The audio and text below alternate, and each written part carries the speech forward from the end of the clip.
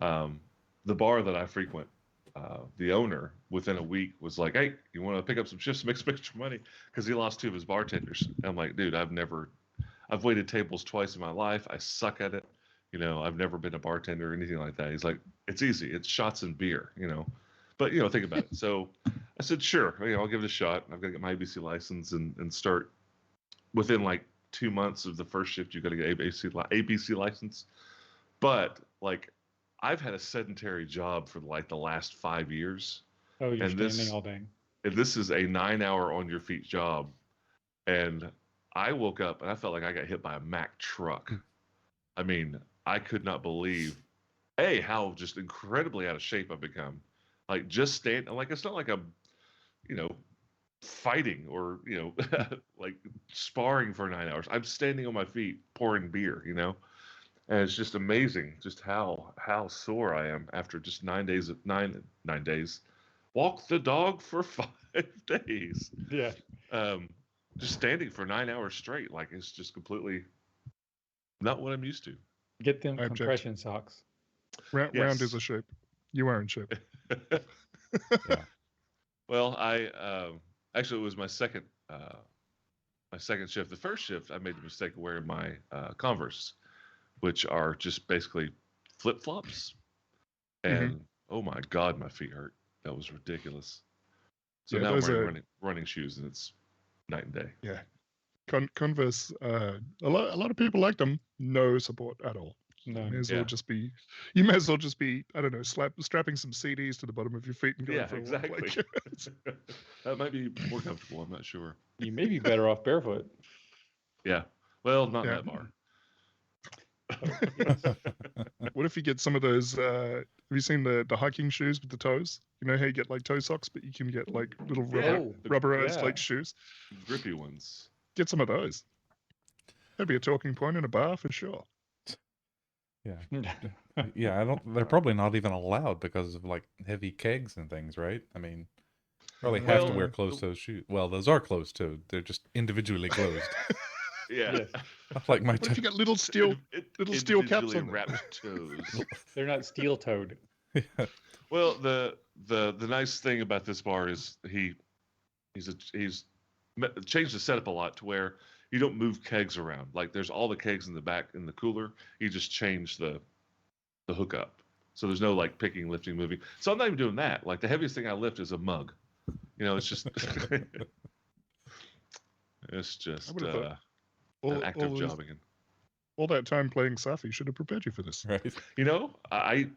I'm uniquely prepared. I would say it's so funny because when I thought about the job before my first shift, I'm like, I mean, I've been a nurse for a long time. This will be just a different kind of medication that I'm giving my patients. You can practice your bar side manner. That's right, and that too. Like, I don't know, it's real strange. Whenever apparently I have an impeccable bedside manner because I sit at my knees and I'm able to just like really BS with people. But that's because it's like flipping a switch. When I go to work, I'm in that role, and when I'm in that role, I can just blather and talk. Apparently, that works for bartending too, because I get up there and I just am a nonstop stream of nonsense and crap, and it works well when everybody's drunk. And then you can look at them and go, you know what? You need to get that looked at. Yeah, right. And I just look around like, you're all alcoholics, right? I mean, it's 2 a.m. and you're having another shot. Alcoholics go to meetings. These people are just drunks. Well, yeah. It's also really funny. Like, I was talking to one of them because, again, it's a bar that I frequent pretty regularly. I said, it's really strange to be on this side. Like, I'm completely stone cold sober, just sucking down water all night. And I'm watching my friends slowly decline into these depths of drunkenness. And I said, it's really interesting because I can get you guys to do anything. Like, I can come up and like, you know what? It really is a good idea to just split the earth in half and blah, blah, blah. And like, yeah, it's so awesome. Like, you can convince anybody to do anything at that point. Just get a giant saw. Right. I mean, This is what you just need. You I need want to. to see You need to. Mike directly. I'll go straight through the planet. You need to start your shift with a box of Cards Against Humanity and just shuffle up the cards, put 3 in your top pocket, and just say, I need to get somebody to say each one of these things by the end of my shift. The daily goal. Achievement complete. Hey, we've got Ooh, Raising Rune Lords in the chat. Ah, you Don't- are new. Yeah. Please don't raise any Rune Lords. Yeah. Those dudes are bad. So, which podcast are you wanting us not to spoil? Because we're getting ready to play this one, and you might have some spoilers. You talking about R&R, like Rocks and Rulords?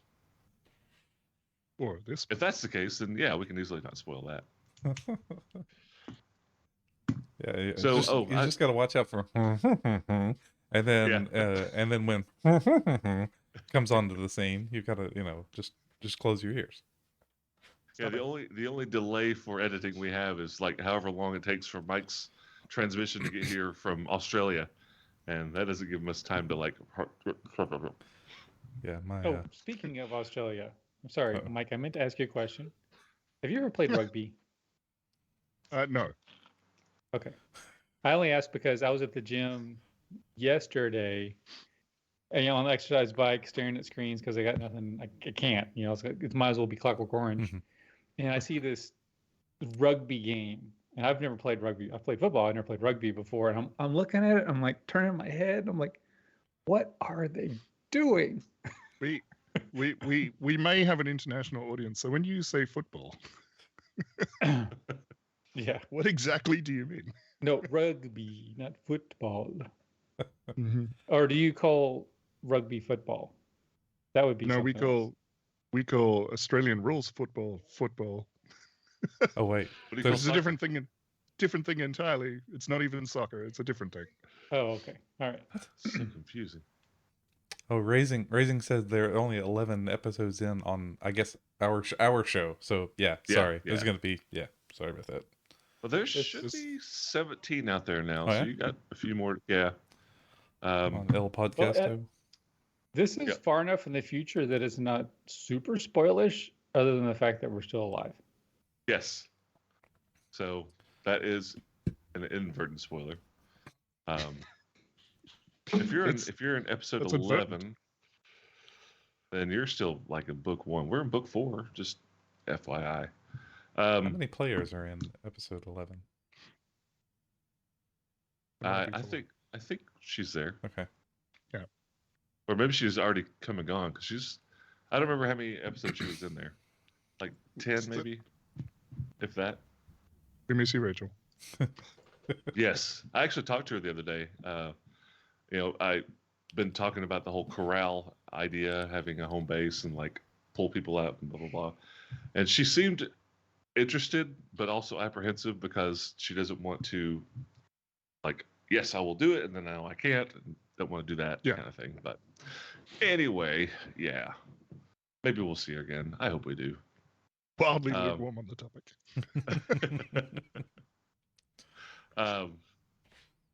Also, I would like to say, I wish we had a way to let everybody know, moving the map a little bit because I got it off kilter for some reason. We didn't record last week. I wish we had a way of, besides Discord, of letting everybody know so you're not just sitting there waiting. But, this is a live show. It's a double-edged sword. It's live. It's great. You can talk to us. But also, if we can't make it, we can't make it. It's usually like a last-minute decision to see if we can. But sorry we missed you. We're back this week. We're picking up where we left off 2 weeks ago. And with that, I have been looking at this hippity hoppity frog like creature that's coming towards you, and I thought it looked way too adorable in the token. Like, it doesn't represent just how horrible this thing is. Oh, So, no. Good. Yeah, I felt as though I should give you a better idea of Oh, what this thing is like. Shizen. Yeah. Yeah. So it's a brownish green color. This is more gray, but it's a brownish green color. It is medium size, but it is, that other one looked like, I think I mentioned when we were talking before we got on, like, it looked like, Wind of the Willows goes bad, like Nightmare Before Elm Street style. No, this thing's horrifying. It's a nasty looking, terrible, terrible creature. Hold on, I've got to This- figure out how to put that onto the stream here. Oh, okay. Let me bring it back up. I've still got it up. Nope, that didn't All work. right. It That didn't work at all. it looks like Killer Croc decided to go with something truly horrifying go. for Halloween. Killer frog. I don't know. That head looks more sharkish than frogish to me. Yeah. And that was something else. It's a nice thing that having episodic episodes gives me time in between to kind of think about what's going on. So And change the creature. I turned it into Tarask, just like you said, Tarathiel, and then the Tarath enters the game. About the time the Tarash showed up. Yeah.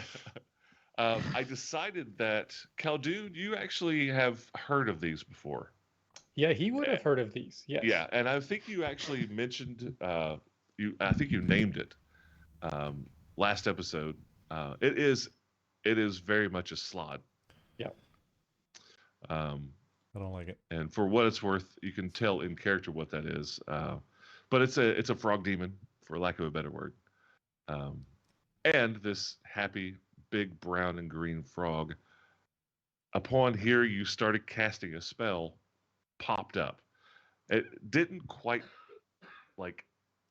it wasn't like it was invisible and became visible.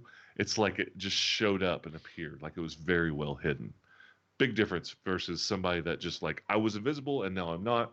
Yeah. This thing just seemed to have come out of the shadow that was available.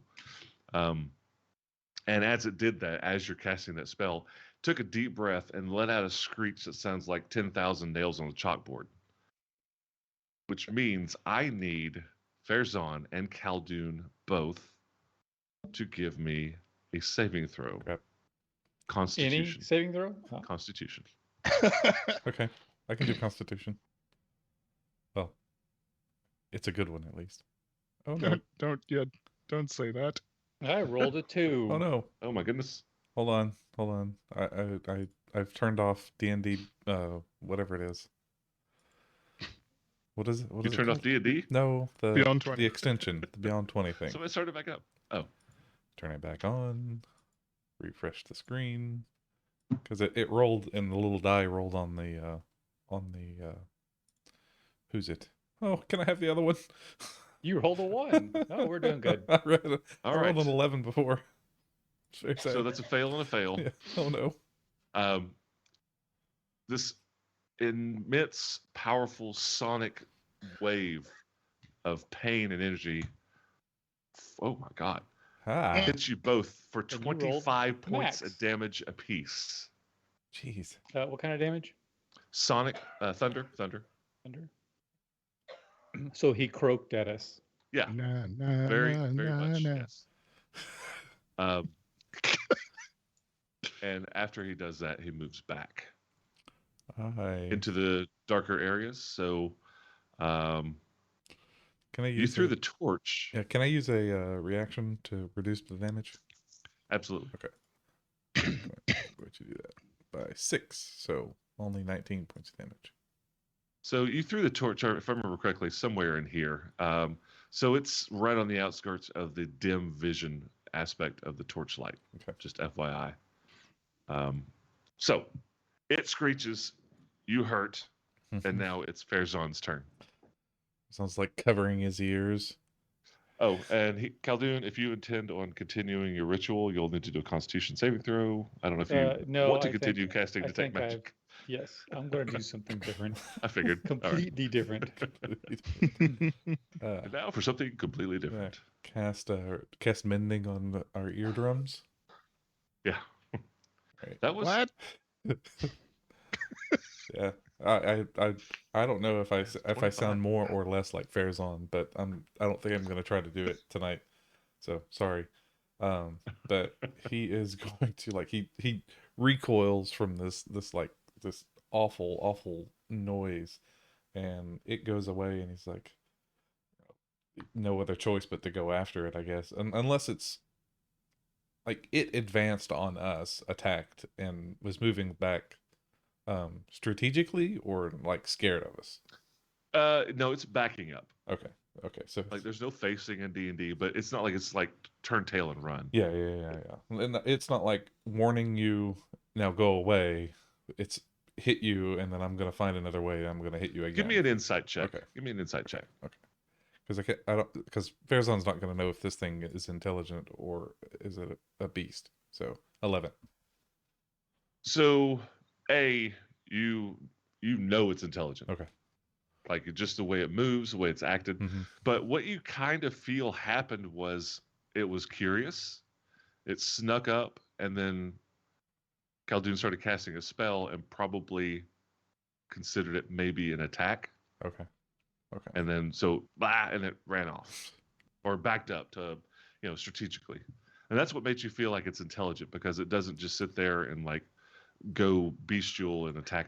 It is being strategic in its actions. Okay. All right. In that case, Farazan is going to spread out a little bit and kind of come around the table. I don't know, jump over the table, small enough to jump over.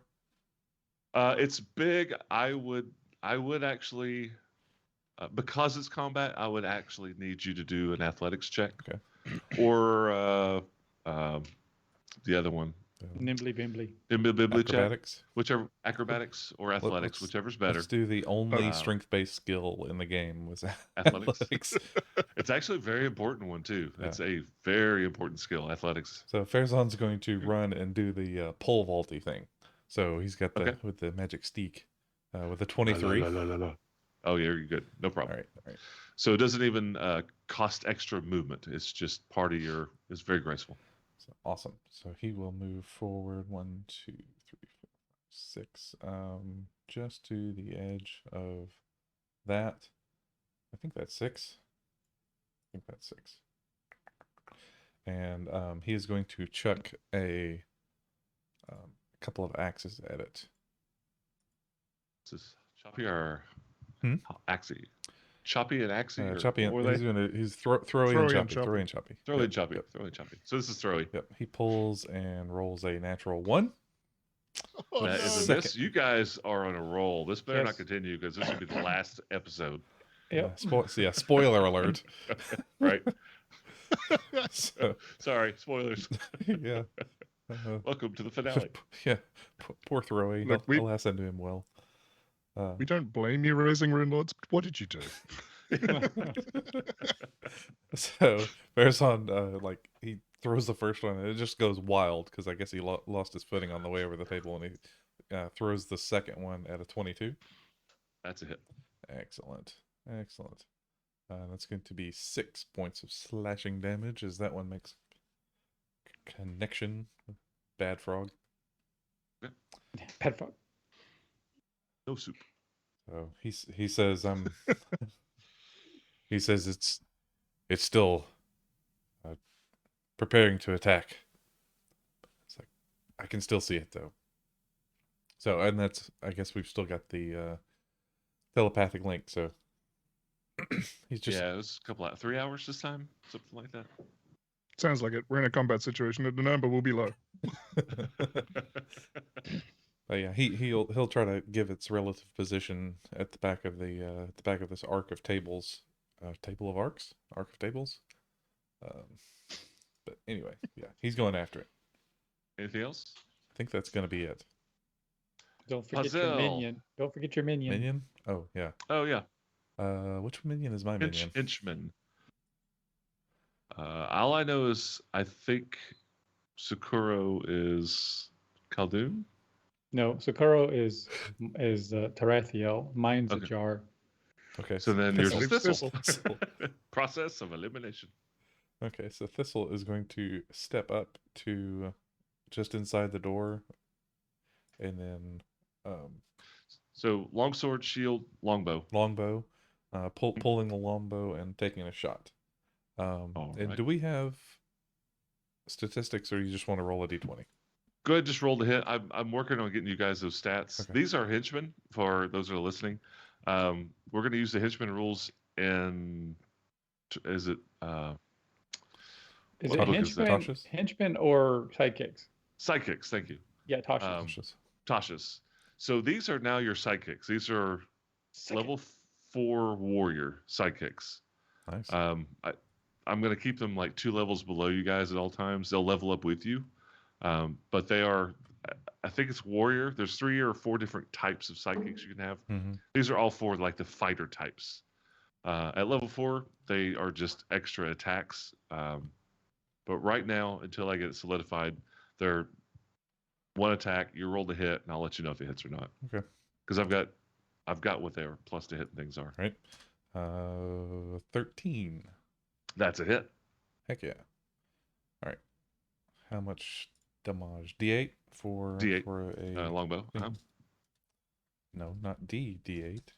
It's R D8 plus 2. 7 points of damage with the +2. Plus 2. All right. Got it.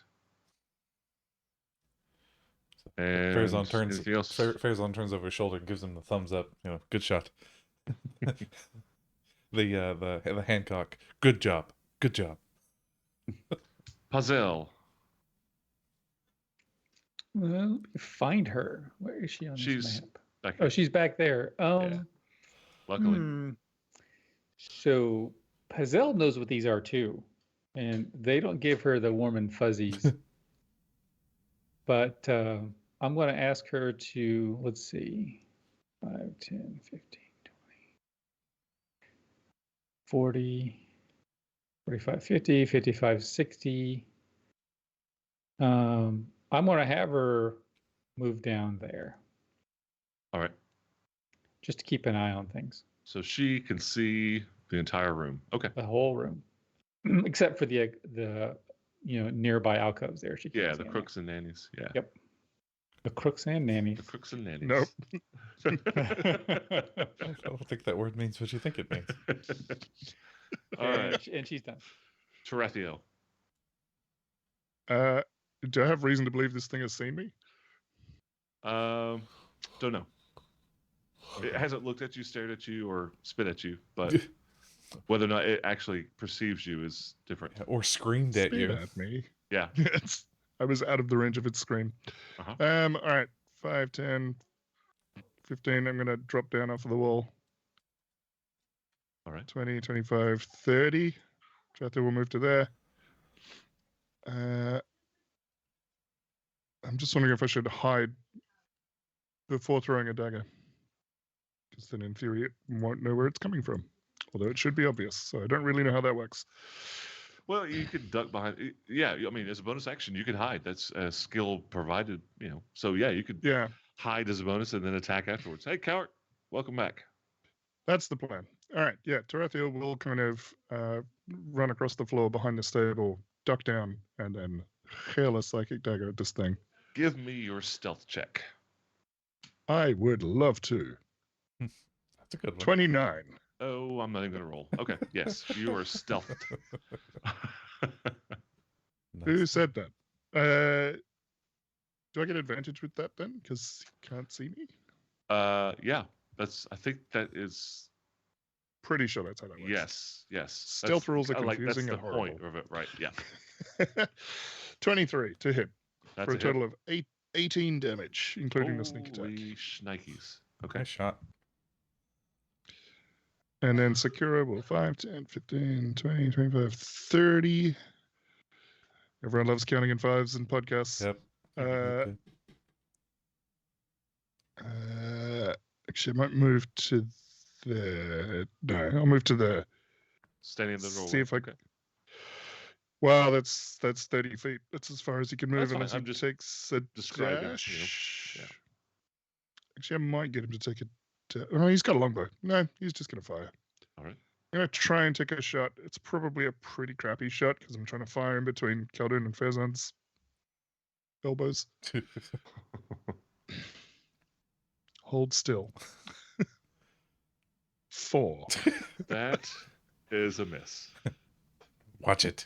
Curse. Anything else, Tarathiel? No, that'll do me. All I'll turn the right. right way up. Hang on. Top of round 2, it is Khaldun's turn. Your turn.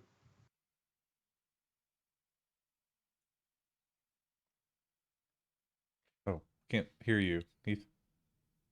Thank you. When the slide croaked at us terribly, my shield shimmered and cracked, it took the brunt of it, and then the rest of the damage just kind of bloodied my nose. Okay. And I look at everyone and say, "This is a Slod. They are horrible creatures. They are hunters and assassins. From the plane of limbo. Limbo, yes." Where's that? And he probably understands everything I just said. So you know the hierarchy of the Sladic Sladashish lineage. This is a mud Slod, right? This is as bottom as it goes. These are the lowest of the low, like the slaves of the Slod world. Funny side note, as a child, Heath was having me DM his character, and his character killed Yoggle, the god of Slods, obtaining its death scythe. The scythe. Yes, granted, we were like 8 and 12 years old. That's how you play. But little history of the Slod canonical world. Yoggle is dead.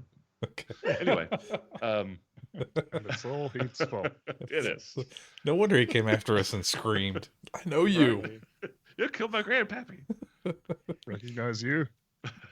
Okay, so I am going to I'm going to move up a little bit,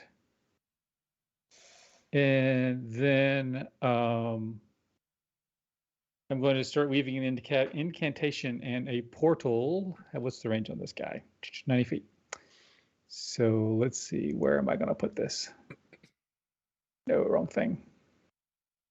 You summoned your Okay. death Uh-huh. puzzle. Palesh. Flesh. Yes, a portal appears behind the Slod, and this very creepy looking figure walks out of it. Empty black eyes, and just howls back at it. Do you have a token that I could use? Yeah, I think this is what we used in the spider fight. We'll look for a better one. That looks exactly like him. Let's see. Uh-huh. I'll put it right there. Okay. Yeah, a little closer. I think that one's trademarked by Marvel. Can we use that one? Let me see here. I need to make Well, sure. squished ant. Yeah, that should. So Farazan should be safe. Oh, what? Um, I'm looking up sidekicks You over heard here. it from here. Should be. I'm looking up sidekicks and I hear he should be safe. What? Hold on. Who's running the game? So Palesh lets loose with just a horrific, unworldly scream. So it needs to make a wisdom saving throw.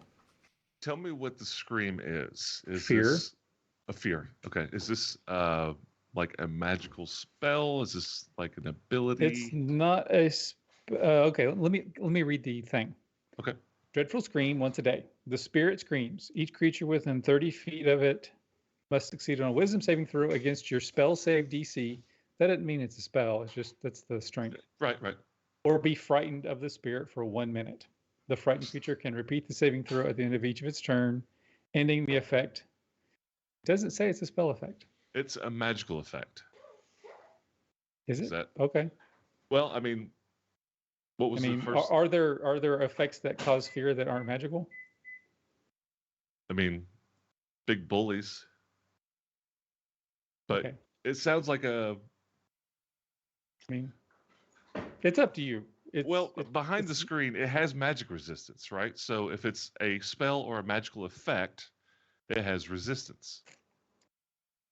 And this does to me sound like a magical effect, right? Okay. What do you think? I'd rather Well, play it right, and I mean, I can see why you say that because I summoned it with a spell, but it isn't a spell. I mean, is Dragon Fear a magical effect? Yeah, I think so. Is it? Okay. So all fear effects are magical effects. Until otherwise, I mean, why wouldn't they be? Like, what else causes something to make you run away? Like you could be scared, but doesn't mean you're fear and running, right?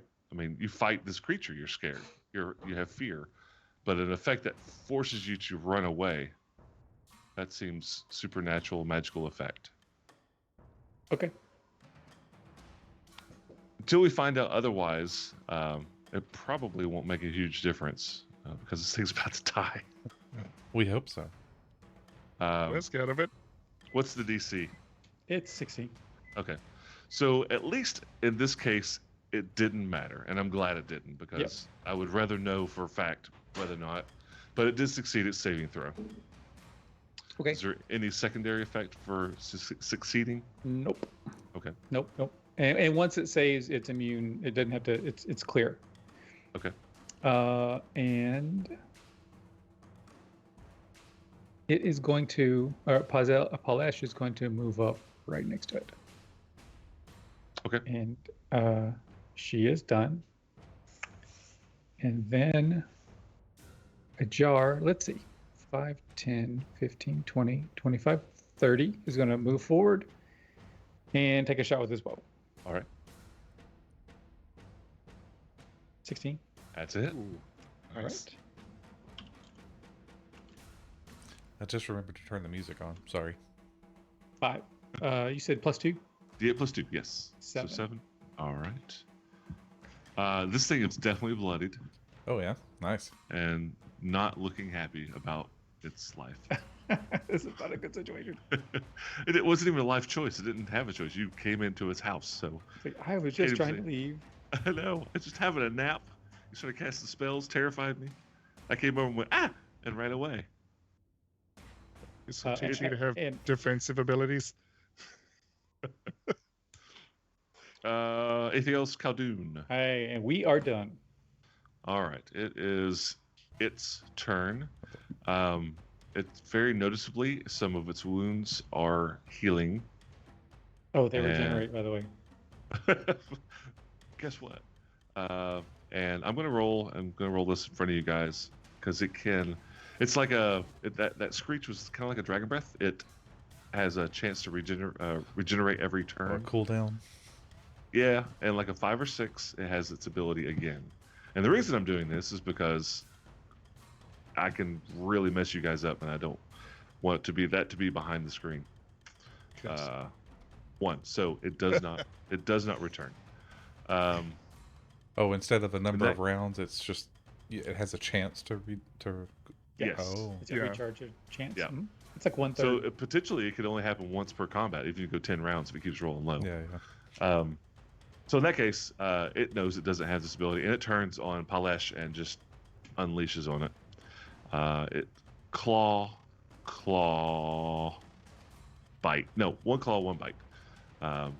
Which is back to attack the Lesh. 18 on the die. I'm assuming that's That's a hit. probably a hit. Her armor class is 14. 14. I heard 24. It takes some damage. It also needs to give me a Constitution saving throw. What if I refuse? It's auto failure. You can 5. voluntarily fail. If you can. All right.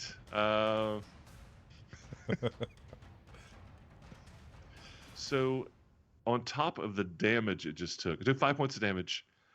In addition to that, its maximum hit points and current hit points dropped by 6. Ew. Yikes! I hate when that happens. Yeah. Yikes! Bears on maybe. So is that effectively 11 points of damage? It is, yes, because it's the current and max. So yeah, it's a total of 11 points of damage. But until whatever happens, its maximum is. I know it's a summon creature, but like if one of you guys happen to have this happen to you, your max would drop by 6. Okay. Don't like it. And then it will attempt a bite. This big old maw of face. Second. What'd you say its armor class was? 14. 14. Where is it? That is also a hit. For 5 more points of damage. Okay. Is that like with the total maximum reduction stuff. That only happened with the claw. Oh, okay.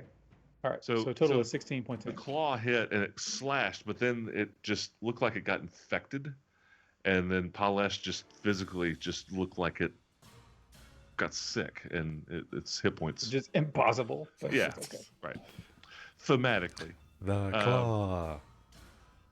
and then it will provoke and get on back out of the area. She is going to take her attack of opportunity. Natural 20. Natural 20. Natural 20. 19 on the die. Close. That's a hit. Okay, so this is Chilling Rend. It's D12 plus 3 cold damage. There's no other side effect. Good lord, That's pretty solid. It's so cold. chilling. Even. So 8 points of cold damage. 8 points Mhm. of cold damage, I think, and it I was falls. gonna say, I think that freezes it into place, right? It just falls right beside Palesh. Why haven't we been doing that the whole time? Why don't you start with that? Why are you casting Detect Magic in combat? Quit with the flipping. kind of a- looking Time at and this. place. It's kind of a fire Alright. guy. Not so much in the cold. Combat is over. Creature falls. Palesh rejoices. Takes a bite. I'm going to re-describe this room because I think it's been like 3 weeks since I did that. Mhm. Maybe 2 weeks. The edges of the huge room fade into darkness. Several large work tables covered with bits and pieces of scrap metal stand in the center of the room. Somewhere from the depths of the room, no longer is there a strange skittering sound echoing off unseen walls. That's good. That's good. These are all 7. Obviously, these are huge tables. Uh-huh. These are all workbenches. They all have scraps, metal scraps. They have tools for creating, not necessarily weaponry. Kyle, dude, you can give me a blacksmith check with intelligence. Anybody else can give me maybe a knowledge history to get an idea of what primary use of what's going on in this room. That would be a I- 27. All right, everybody, you're good. You don't have to roll anything. It's obvious that the primary product being made on these things were humanoid-sized cages. Okay. I hate it. Many of them. Is it Many, dead yet? many of them. Many. Drathiel still ducked down behind the table.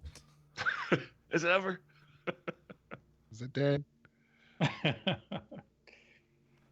think it is. It's not moving. Oh, Matt, did the slod evaporate, No. or is the body still there? It's still there. Okay. Right. And now that you've taken a moment to take the room in and kind of get an idea what's on these tables, Tarathiel, Farazan, and Palesh, give me perception checks with disadvantage. I don't Fine. like it. Gotta find out where. Farazan's going to move to pick up the torch. But nice roll. 24 with 20. disadvantage. 4 with disadvantage. Perception. Khaldun. Perception, you said? Oh, that was your intelligence. Perception, yes. 9. 9. Palesh 24. is 6. 6. Okay. So as you're moving into the room, checking out these tables, Tarathiel, you come around the table closer to Farazan, and you look over and you swear you see that the slide has moved. The slide had moved. Yes, is like you see maybe it's breathing. It's Something- regenerating. It's still Yeah. alive. It's Um, not dead. It's Like not you, dead. maybe you almost like you saw it open its eye and look and see what was around it and it closed it quickly, but it was just very almost imperceivable, but you noticed it in the dark, in the dim lights. It's doing like one of my kids where it's laying down and one of the eyes pop open. Yeah, very much. And this has Maybe been, burn it. we're out of combat, but I'm keeping in mind it's been a round, it's been 2 rounds, so we're about 2 rounds after combat. Can I command Palesh to attack it? Tarathiel, did you just scream like it's alive? Yeah. No. Okay. Yes, It's- absolutely. He screamed, "It's not dead," and ran and hid behind another one of the tables. I think she has advantage because it's prone, right? Yeah, absolutely. I'm gonna give 2 rolls to see whether or not it's okay. What was your Well, attack? that would just be 20. That's a 20 to 20's hit. 20's a hit. Super no.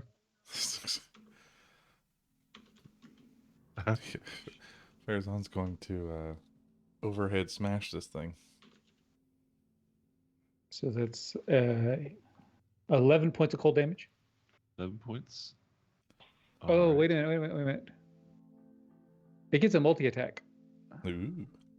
Okay. Number of attacks equal to half this. Oh no. At this level, it's a single attack. Oh, So okay. it's just Alright. one attack. I was gonna say, why didn't we all just be wizards and summon whatever this thing is?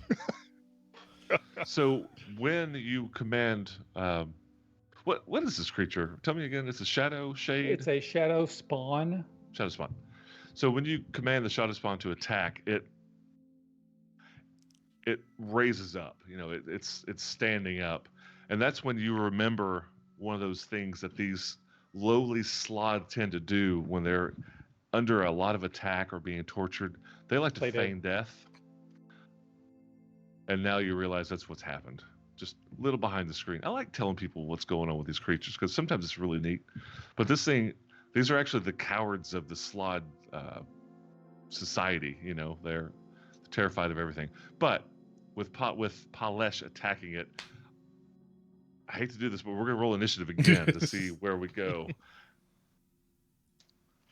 Actually, you know what? Let's just, since you just commanded Palesh, it's Khaldun's turn. We'll finish that up. That's part of your this round action. We'll keep the same initiatives. Oh, good. Since we've already rolled and all that, I don't want to go through all that crap again. There's really Okay. two rounds of downtime. So, Khaldun, Okay. it is your turn. You commanded Palesh. Do you have any other actions you can do for this round? Yeah, I'm going to stare intently at the cowardly Slad and imagine it racked with pain. Then makes Okay. make an intelligence save. Is this Mind Sliver? It is Mind Sliver. All right. Intelligence. Oh God. All right. They ain't known for their brightness. All of Fail. your other slivers gain first strike. That's some fail. Yes. Takes 8 points of psychic. Nice. 8. And was it minus something to something? It's minus D4 to its next saving throw. Okay. And I am going to move up here a little bit. And then a jar is going to come around the corner here and shoot at it. All I right. guess oh, he's standing now, right? Or is he? It hasn't had a turn yet. So Okay. it rose up like it's sitting, but it's still prone. He's still prone. Okay. Just hadn't had a turn Alrighty. yet. So disadvantage 11. Plus no, that's a miss. Okay. All right. It's turn. One more time. We'll see if it gets its screech back. Crap. So it stands, half of its movement action. Realizing it is about to die, is it's 6-1, not happy with its situation. Provokes an attack from Palesh. Okay. And Farazan. Mm-hmm. Okay. Because So shtick. that's- He hasn't left your attack area range yet. He entered my attack range with Doesn't matter. Sentinel. Oh, that's right. You've got the feet. The feet. Yeah. Yes. Okay. 2 attacks he of opportunity. has all the feet. He's got like Yes. 7 feet. You are like a centipede. 7.5, in fact. So that was a 17 to hit for Polish. That's a hit. Wrong thing. Sorry. A D20 for damage. Holy crap. Yeah, 13 points cold damage. 13. It falls again. So it gets it's crawling, standing, walking, like getting up to a standing confused. position. At the same time, it's taking this deep breath, and Palesh reaches out with its coolie grasp and takes it down again. Can I still take my attack of opportunity? Yes, you can. Okay, good. Because he's Yes, you gonna can. He's gonna wipe the floor with this thing once it's down. All right. It puffs up to Crook and then Ooh, Ass- nice. Assuming a 23 hits with You the assume correctly. magic steak is 10 points of damage. All right. You thud it. It bleeds. It croaks. Yep. Does it croak or does it sit there? It's a not death, moving. It's a death Crook. Yeah. It's not moving. We may have to remove its head from its shoulders. It's made of mud. Set fire to it. We'll get Patrick Swayze out here. Turn it into a pot. Pull up a chair. Nope. Nope. So that was its turn. That was a reaction. That was your attack of opportunity. Mhm. Farazan, it is now your turn. Okay. In And case give me a it, perception yeah, check. in case Give it me a perception matters, check. its speed is now 0. I think Just in it is case. pertinent now. True. Yeah. True of most corpses. I actually knew that before you said it. Well, 15 on the perception check. What you do notice is that it was continually healing earlier. Hmm. You notice the healing has stopped. Okay. Oh. And You knock the healing out of it. okay, in that case, just to be safe, he is going to what's the game at the carnival where you hit the bell and you try to get it to ring the bell? So Hit the bell, Strength ring the check? bell. I think it's called Ring the Bell. yeah, he's just gonna ring its bell, double, two-handed strike over the head. I guess that's Okay. probably with Sun chop. Automatic hit. yeah. All right, well then I'll roll damage, and it's 15 max damage. Okay. You with a sickening squishy crunch. Die. Farazan looks Camera over. fades yeah. out. Comes back an hour later. Farazan's still whacking it. He's just making sure. He looks over at Tarathiel and he says, "Is it dead yet? I don't know. It doesn't look to be breathing, but I don't know what this creature Calvin looks is." at it and goes, nope. So have you ever seen a frog run over by a car? Uh-huh. That's kind of what you have. Okay. It's flattened out. Its blood is like leaking, like black ichor all over the floor. You are very certain this thing has died Okay. and that the By the way- healing has stopped. All right. Cowart says, "Ding." Thanks for that, Mike. And Cowart. Ding. Oh, Cowart, do you have inspiration? Well, you do now. Yeah, that's right. All right. So again, you're out of combat, Okay. but this time it's very obvious that this creature has been dead. It's very dead. Okay.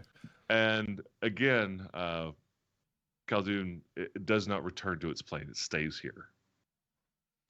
Okay. That's a you were little asking about odd. that earlier, right? Yeah, that's a little odd. Okay. Tarathiel pops up, throws a psychic dagger at the puddle of goo, and then pops back down again. Yes. Just in case. Oh, that's funny. That's funny.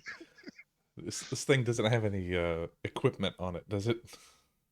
It's wearing a very, very nice cloak. Is it now? Otherwise, that's it. Okay. Well, Farazan will step over, and Slod cloak. yeah, he will remove the cloak from the slod. Okay. And he'll take it over and lay it on the that vertical running table there, and say, "Was what keeping it?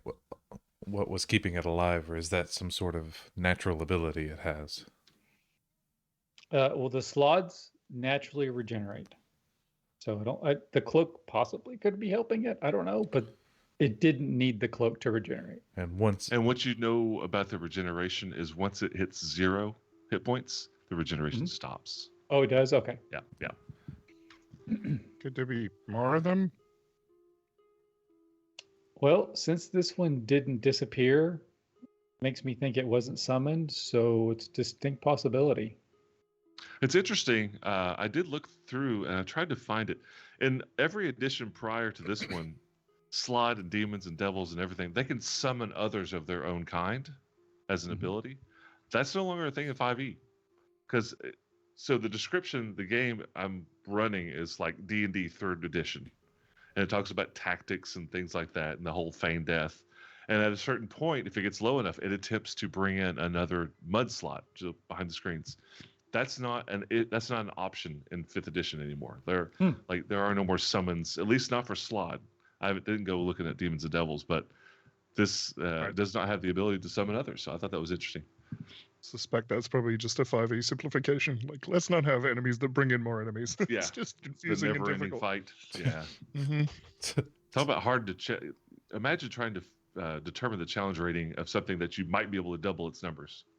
Well, I think it can only happen once. I don't think the summons can summon. I think it's once a day. Yeah. Okay, so it's not like a fork slot. Nope. Yeah. It's not Mr. Meeseeks, is what you're saying. Oh God. I don't know that one. And it's a pretty low chance. It's always like 20%. It wasn't a big chance. It's 25% chance to bring something else in. Just, little D&D history there for those folks listening in. What do I know enough about the way the slots reproduce to know anything about? You know what? I'm going to go over and I'm going to take a piece off of it. But do I know what might be inside of its head? I was gonna say, can we I'm make not sure what you're asking. The slotty gems inside their heads. So you are going on a premise of old editions. It will not return to its. So at a game, it doesn't automatically return to its. If it's been summoned, it doesn't just return to its plane. It dies here. Mhm. It stays here. No more gems in the brain. It has a brain, slot brain, which is goo now. But no, you go and look. Thinking about the legend, the stories you've heard in the past of slots having gems in their brains, maybe upper level slots, but not the mud slots. You don't find a gem in this one. I discovered that manually. Yes. Okay. The only thing that's really available, like teeth, are still whole, claws, and maybe some sheets of skin. Like if you're looking to One thing that stands out to me about this slot is number one, its ability to regenerate, and number two, that croak attack. So I'd like to get some of its blood, some of its ichor. Okay. And plenty then, available. And then vocal cords? I don't know if that's really a thing. I'm not quite a surgeon. Gross. Tongue, Tongue. Oh yeah, tongue's good. kind of I'll do an that. oral thing. Yeah, just put that on your character, and if you how we do magic items in the future. And I would like to go ahead and continue restart casting detect magic. Okay. Oh, So Khaldun begins casting. What's everybody else doing next 10 minutes? Farazan's gonna leave that. Trathiel's just I was gonna leave the cloak and just kind of, Khaldun when you get a chance. And he's going to start checking the other tables to see if there is anything of value or of threat in the room. All right. Trathiel, what you doing? I'm just scouting out the shadows of the room just to see Same if there's another one in here. All right. So during the 10 minutes, you guys are looking around, just checking everything, checking into the tables.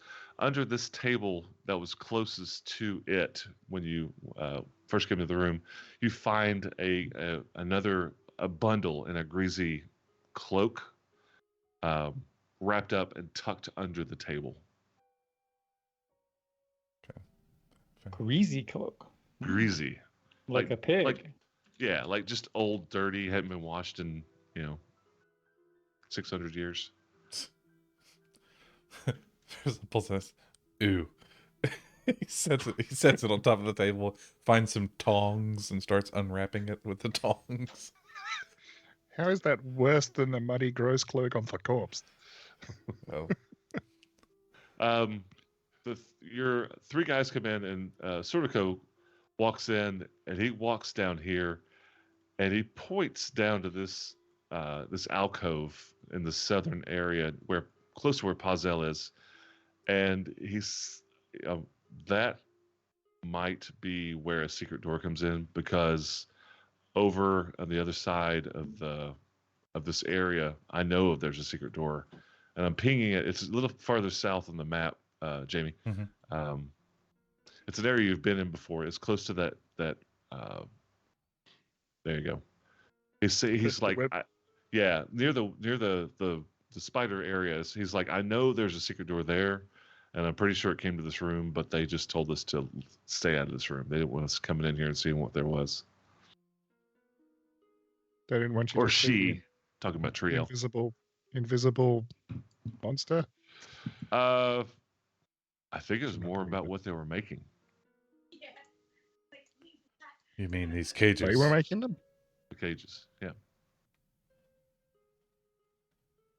And they never indicated what their plans were for the cages. By the time I got here, they had already made them. Like they weren't actively making them when I started working here. Didn't they tell us that they had some prisoners in cages elsewhere? I think they did. Like to the northwest.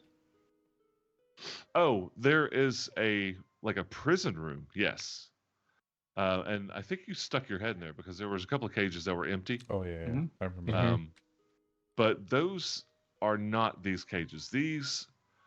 You almost think that these cages that were being made, now that you started thinking about it and you're casting detect magic, whatever you guys are talking about it, these cages that were made in this particular this room were probably enchanted, like that quality of cage.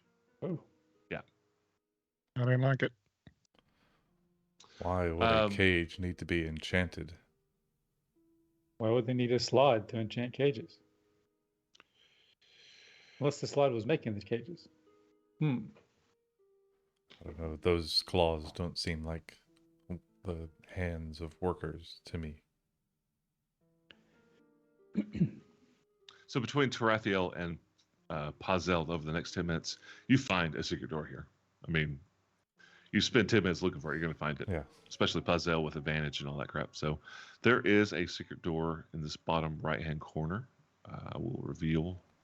We'll reveal. And in that time of you searching and finding the items and finding the secret door, detect magic is complete. Excellent. Okay. And the cloak is magical. Which cloak? The cloak that the Slod was wearing. The greasy cloak is not. It's just greasy. Yeah, it's just like a knapsack, like a hobo carries on a stick, that kind of feeling. Okay. Inside the cloak, though, is jewels and gold, like wrapped up and tied up. Creature. Yeah. It's a ruby and an emerald. The ruby is worth 6,000 silver. Holy crap. Okay. Oh, The emerald is worth 1,000 silver. And there are 15 platinum. Farazan. Which the value of platinum is interesting. Like it's 10 times 10 times 10, right? Silver. But the fact that platinum is kind of a rarity is it sticks out in your mind that this is a real treasure, like platinum and gems and jewels, that kind of thing. You said 10 platinum? 15. 15. 15 platinum. Oh, 10. Yeah. Farazan says, I found 5 platinum over here. And Thistle, he hears. You've got the Elven. You've got the Psychic? The cloak and the greasy cloak and the gems all sitting out here, and you're going through it, and you see Thistle just drooling at the sight of the gems and gold or platinum. Tarathiel, looks like you're trying to take a look at the secret door. Give me a perception check. Perception. I'm about to lose my familiar. Dang it. 9. Okay. It's definitely locked. I wasn't saying no in German. That is my perception. Definitely locked. Yes. Pickably locked. Yeah, sure. We have keys, right? We got like a zillion keys. You do. Farazan offers to pick it. Fine, I'll try the keys. What fun is that? Can't have any fun. Find keys and I no longer have a job. But I maintain a stable number of digits. So Farazan, you come down, you rifle through the keys. Eventually, you do find a key that fits, and the door, luckily, was not trapped. And it opens up, and it's quite literally a secret passage. Goes down. I'm just going to open it all up. There's no point in being coy about it. Goes down, takes a right, and goes to what you obviously know is another secret door at the end that is in this wall.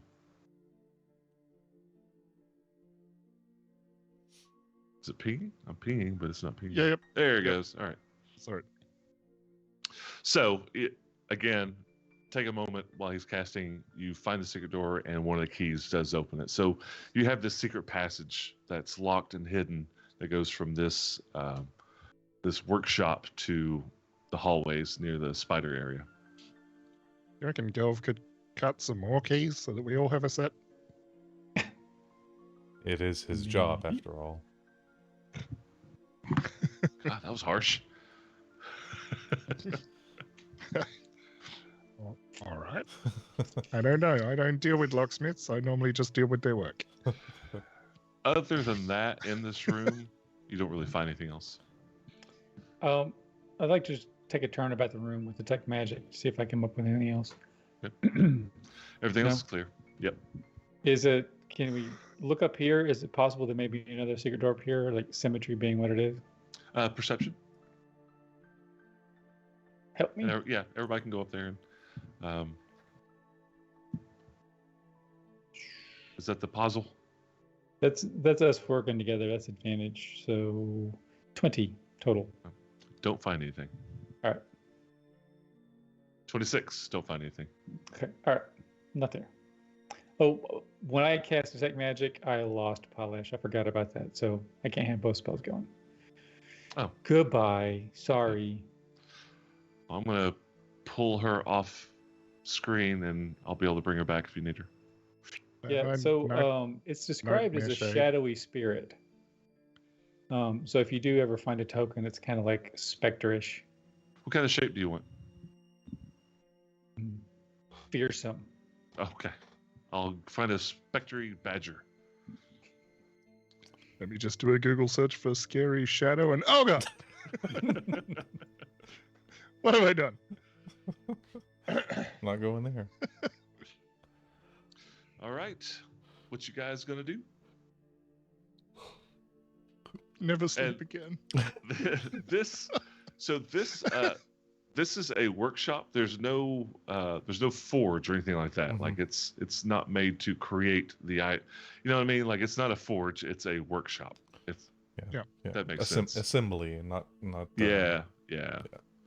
Not like machinery, not machining, but like assembly. Yeah. Okay. Are there like? Oh, I'm sorry. There, in addition to the jewels and the platinum, there's a masterwork lute. I just saw that. Like the instrument, Yeah, L-U-T-E. like a. Yep. That's the my MIDI classic, file. Leave me alone. classic loot sounds. Yeah. Uh, what does a masterwork loot cost, or is it worth? You think this is probably worth about 1,500 silver? Oh, dang. Okay. I mean, it's nice. It's a fancy. Yeah. Fancy. It's fancy. Silver inlay and all that stuff. It says here Stradivarius. We learned a little do you- more than that. Do you play Farazan? I do not. Yeah, my finger work needs attention. Out of practice. Jamie, we scroll down real quick and see if you can see the S's on those secret areas. Okay. I can see them. We Yeah, can okay. now. I'm going to reveal them as you know where they are while you guys are figuring out what's next. Okay. 'Cause you know where several of them are, and if the idea is to take this as a home base, you kind of want to know where the secret doors are. Yeah. So Farazan will ask Khaldun, says, "Do you have any idea what this cloak does? If it is." I don't. It's going to take about an hour to sit down and figure it out. Should we rest? Are any of you hurt? I took a pretty square punch in the face from that frog croak. Yes, if we could take that hour, I would appreciate it as well. Okay. I've got two things on my list here: the onyx bear pendant and Uh-huh. the very nice slod cloak. Okay. Has two magic items. So All if right. we do a short rest, we can cuddle up with those. All right. So, intention is a short rest. Yes. Okay. A Jar, you guys are talking about sitting down, detecting. Jar looks over at Thistle, like he nods over to the hallway, like, let's, we're gonna go keep an eye out. And they step into this room. You can still see them, doors open, but like they're keeping an eye out so you guys can rest. Okay. Okay, cool. So Proactive. you sit even. down, take a short rest. Mm-hmm. Successful. So the cloak, and if you need to heal up, use your hit dice and all that crap. Which I think Farazan and you and Khaldun probably need to. Mm-hmm. But the cloak is a cloak of elven kind, Ooh. which now that you think about how this thing was going in and out of the shadows and being very, very hard to see, it wasn't turning invisible. It was just very, very well hidden, almost like chameleon-like. So cloak of elven kind essentially gives you a advantage on stealth checks. Heck yeah, man. Farazan puts it on. Does it take It disappears. attunement? I am looking that up. I don't think so. But I will. Yes, it does. Okay. So while you wear this cloak with the hood up, wisdom perception checks made to see you have disadvantage, and you have advantage on dexterity stealth checks made to hide. As the cloak's color shifts and camouflages you, pulling the hood up or down requires an action. Okay. So you said that you have disadvantage on perception with the with the hood up? People perceiving you have disadvantage. Oh, okay. When the hood's up. Yep. Made against you. Or wisdom perception checks made to see you have disadvantage. And you have advantage on dexterity stealth. So it's like a double whammy, right? Like you have advantage to hide and they have disadvantage to see you. Oh. Yeah. That's Yeah. kind of amazing. Very, Yeah. very It's actually- strong hiding tool. actually- Yeah. Actually, one of those cases where you can double up on things because it's two separate rolls. Yeah. Yeah. That's fantastic. Okay. And the pendant. Oh, the pendant. So you sit down with it, and it is an amulet of primal instinct. Ooh. I've heard of that. It is attunable only by druids. Twice a day, you can Do it cast on TV. enhance ability, Okay. but only the physical aspects. The spell enhance ability, you could choose one of your Oh, stats, got it. Yeah. that Mhm. spell, but only for the physical aspect. You can't enhance your intelligence, wisdom, or charisma. So you get the either strength, dex, but it's a bonus action to use the ability, That is cool. and it lasts a minute, twice a day. Dang. At will, with a standard or I'm sorry, no, it's not. It's primal savagery. So at will, you can cast the primal savagery cantrip, which is part of an attack. You grow claws, and you can add additional damage. Pretty good one. Yeah. It allows you to speak with animals at will, or just constantly have the ability to speak with animals, and you gain expertise in the animal handling skill. Nice. Jeez. And how many levels of druid does one have to build? Does do A fractional single levels one. count? You know, I'm like 0.1 druid. Doesn't my So grandma when was you- druid. When you think back, so I'm like 1/8 druid. Does that count? Yeah. It's like I'm Um, part druid on my mother's side. I'm quite a druid myself. Something of a druid myself. Exactly. So when you think back to that pit, that coast where you found the item. Think back to the body that you found. The body was wearing rotten leathers, so you feel like that was the body. Now that you know what this amulet is, and putting two and two together, you think that's a dead druid that was in the nest of that horrible creature. The devil dog. Yes, Skulven. I mean, they were the lover of animals. They probably just went down there to pet it. Exactly. That's what a druid would do. Pretty Sit- bird. Sit, Ubu said. Pretty bird. Well, one hopes because druids could do other things, I suppose. I did say it Need an- requires attunement need an only adult. by a druid. That's right. Yeah. Attune? Okay. So both of these things require attunement. Yes, they do. I was kidding about Farazan putting the cloak on, by the way. It would be silly.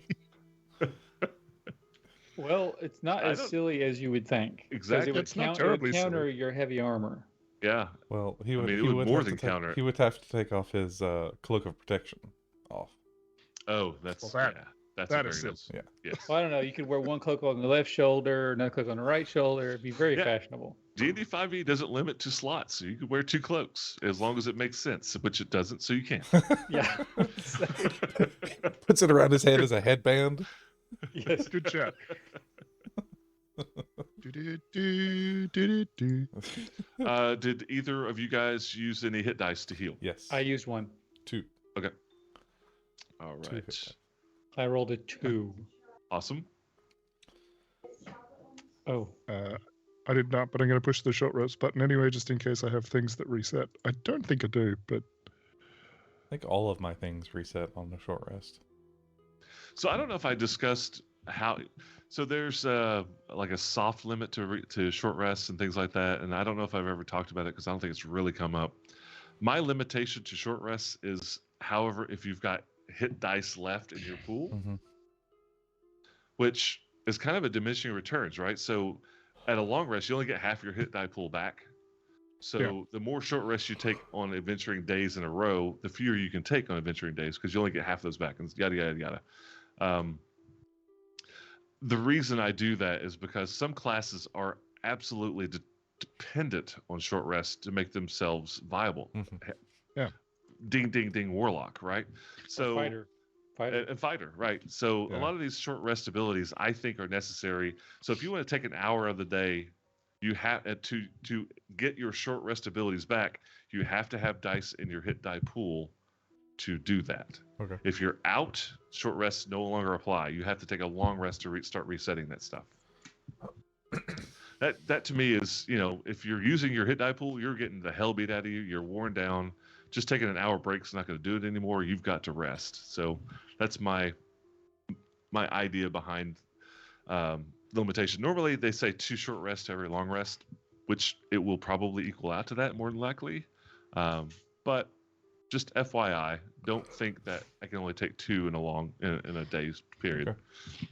Okay. So short rest over. You've determined what these 2 items are. Anybody going to take the cloak? Well, Tarathiel, do you need the bonus to stealth? I mean, would it help you in a significant way? If the answer is yes, then you should definitely take it.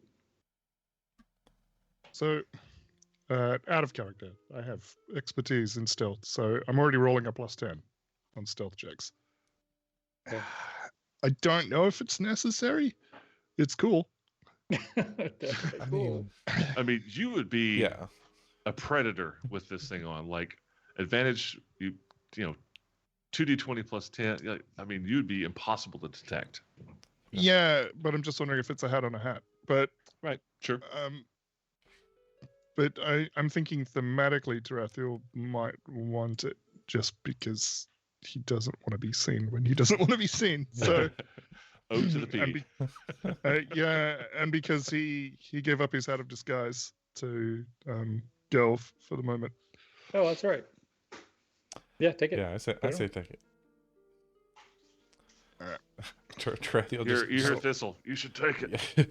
Tarathiel just puts it on. He's just gone Yeah, right. without even Yeah, trying. yeah, if this was over there, I'm a druid. No Druid. I'll be a druid. So in that case, Tarathiel, will you just remind me when it comes to time I need to roll perception so that I remember to do it at disadvantage when detecting you? Yeah. No When the worries. hood's up. Remember, the hood does have to be up. It's an action, yada, yada. You can always run with the hood up. There's no reason not to do that. But just keep me honest. Oh, we will. Oh, We will. yes. It will happen. Uh, All right. You guys are freshly rested. You're now have a permanent invisible stalker in the party. What are you guys going to do? We win. Retire. Still, we have a house. I'm going to grow sunflowers. going to Um, refinish the basement. So just a little recap. There are a few rooms in the fortress proper that you have not gone into, but in discussion with the Thistle in a Jar and Sakuro, it's these three rooms that it's two rooms that are adjacent to that room that they're saying stay out of there. It's horrible in there. You don't want to go in there. It's those creatures in a pit. It's those three rooms, and the two rooms that are adjacent to it, or there's three rooms in total. It's two barracks and another like banquet room, somewhere where they sit and spend time and eat, blah blah blah, in a hallway that lead to this room. So I'm going to open it up so you can see what it looks like, and you know that there's that trapped area. But this is just based on the description of your henchmen. Okay. Your henchmen? Sidekicks. Sidekicks. What was that movie where Sky High, I think. Sidekick? Yeah. So that area is now opened up. We have enough dining rooms to have like 3 or 4 concurrent dinner parties. That's what dwarves do. They have dinner parties. No one knew. And this is the room that they were Of describing. awfulness. Don't go in. Yeah. So, speaking of room of awfulness, I mean, if we're going to actually call this home, we probably have to do something about that room. Mhm. How do they describe it again? The pit So- of like chompy eaty things. The pit of Yeah, it's- despair. It's a pit. And No. only Thistle has seen it. The other two hadn't seen it. It's a pit, and there's an illusion. No, there's illusion over it. But down in the bottom is just this undulating mass of red, like a swarm of small red creatures. He doesn't know what they are. They weren't described to him, but apparently it's ferocious and will absolutely just eat you alive if you fall down in there.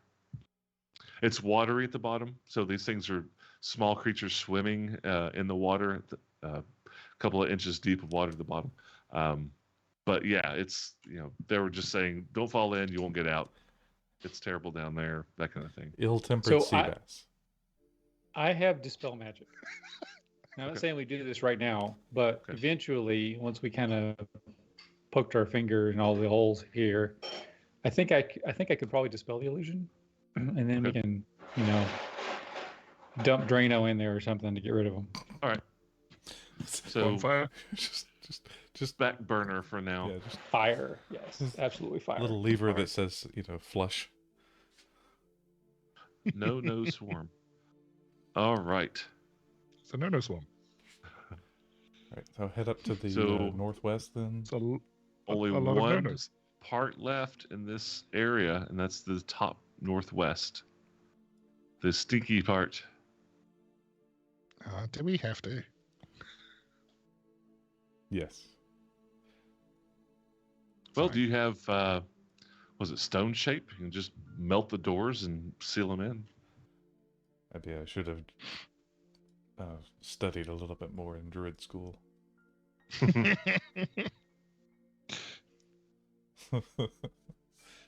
Now everybody wants to be a druid. Yeah. I've never played a druid. I played one in a play-by post for like 3 weeks, I think. I don't remember, but Druids Sure. are fun. Druids are a lot of fun. I, Mhm. I like playing druids. well, the only I think I've played with someone that played a druid, and at the point at which I was playing with them, they had broken the game because it was a bear grappler druid of awfulness and nastiness. Yeah, so Bear So, grappler, put some Yeah, clothes yeah. on, man. Moon It's- Druid is one of those things. It's like I don't know what they were thinking when they made that subclass. Well, the thing about Moon Druid though is it does not scale because the creatures that you can wild shape into, they scale terribly. Like so by like 8th level, your forms, you're going to be changed into a form and you're going to be back to your normal form in like 1 or 2 hits. So it's great to start out with. Like it's very survivable to like 5th level, Mm. but then you like even as a Moon Druid where your scaling is better than all the other druids, it does not keep up. You're still turning into like a little brown bear when you're fighting dragons, like. So it's great at the beginning, but it just doesn't last. It doesn't keep up with the linear curve or whatever linear advancement. Form Anyway, of that's a yeah. snack. Yes, I'm going to distract them. is it circle All circle right. of the moon? Smear some honey on me. We I need a thought we were song. missing somebody. Where are we? Are you aching? Yup. For the bacon. Yep. Khaldun and Pazel are down there looking for a secret door. Okay. So, Trathiel, you are at the door. You have already Oh, no, actually get outta opened here. this door. Oh, that's You right. did open it once. You cracked it open. It was stinky, and you closed it and locked it back. Mhm. So you have a little bit of knowledge. You know that the door's not locked. You have a key to this door. You know it smells like rotten death and decay behind the door, but that's as far as you got. And you all noped out and decided to go kill a frog. Right. But now We you're an came- apex predator. Right? That's right. I pull the hoodie up and like pull the drawstring all the way down. So there's just a little porthole. Oh God, you killed Kitty. All right, go ahead and give me your go ahead and give me your stealth check with advantage. Gross. It's gonna be like, oh well. Ooh. no. 17. It's already saved me from a natural one. Oh, so you already got the plus 10 in. So 17. All right.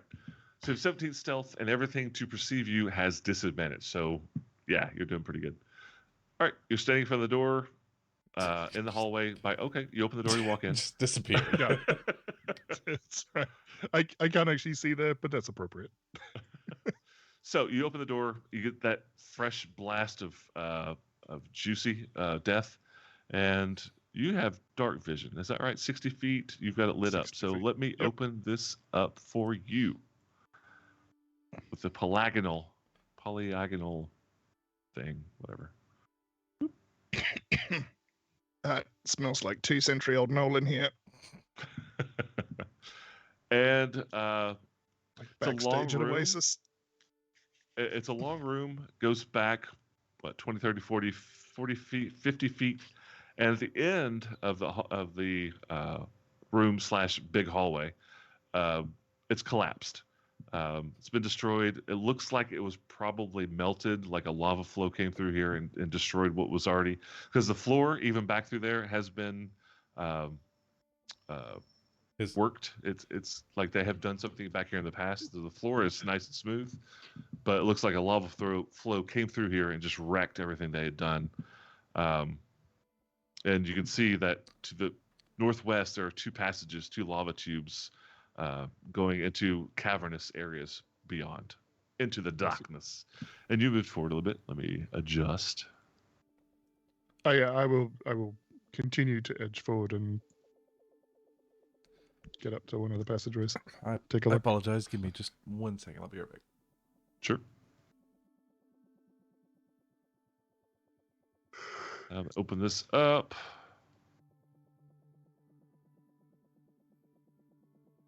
And like I said, the floor looks like it had been worked at some point, but ancient, long time ago, the lava came through. It ruined all the work that they did, and the floor is still somewhat cavernous, not rough terrain, but it looks like at one point it was good, but then over time and through the damages of the volcano has somewhat been taken back to a natural cavernous look. The walls look cavernous. Listen. It's the only thing that looks different. It looks like it's still okay as the floor. No matter how good your tile work is, if you throw lava over the top of it, it's probably gonna. It will Pretty definitely rough, make but it it- worse. I've been to Pompeii. I know what this looks like. Have you really? Yeah, it was great. I would It love was- to go to Pompeii. It was sobering. Like it was it wasn't a fun place to be, Right, right. but it was an amazing experience to go there and see it. What a lovely city of death. Well, and I guess in my head, I'd always assumed in my head it was like, oh, this is an old timey place, so it was probably like a little village somewhere. No, it was a city. Yeah. It's a big area. Yeah. It's huge. We spent all day walking around it. And yeah, it's scary to imagine how quickly all that happened. And yet not quickly enough. Yeah. All right, I will keep edging forward. I'm just going to pick one of these at random, and I picked the left one because I was already there. All right. Farazan says to Rathiel. Should we move forward? I don't know where you are. Tarathiel, Thiel. I'm in there. So in the left you passage. sneak around, go around the edge. Looking to the left, you see the edge of what looks like an enormous just pile of bones and refuse and rotten skin and scales, just a massive mound of just dead, rotting bodies. Well, that's not encouraging. The edge of it, like you're what you said. Well, I'm not happy about this at all. Like this is the very edge of what you're seeing. And to the north, you've got a little bit better. Open that up some. This It's calls another for a music passageway that change. goes northern. Like so. Come on around, and you see in its entirety. So is that like here? Or is it like up here somewhere? The mound is right in the center of this room that should be opening up for you soon. There is a lot of dead shit in a big pile here. Yes. I don't like it. I'm going the other way.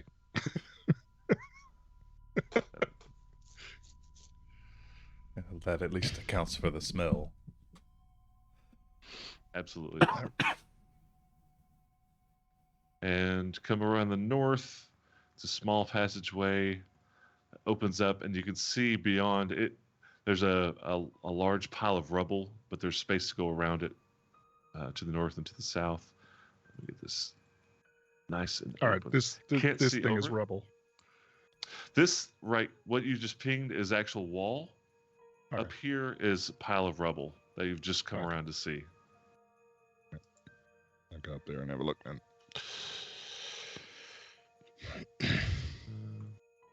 That. Right. Are the rest of you guys being stealthy? No. I'm Alright. hanging back. I don't want to make noise. Okay. Fair's on. Just for numeralic sake, numeralic? Give me a stealth check with disadvantage. Just to see where you are with your movements. Loud. Like extra disadvantage or Just standard, Okay. stealth Roll disadvantage. 10 dice. Pick the lowest. hey, 17. 17, not bad. As quiet as Tarathiel. You are exactly right. And just give me 3d20 for the other three guys real quick.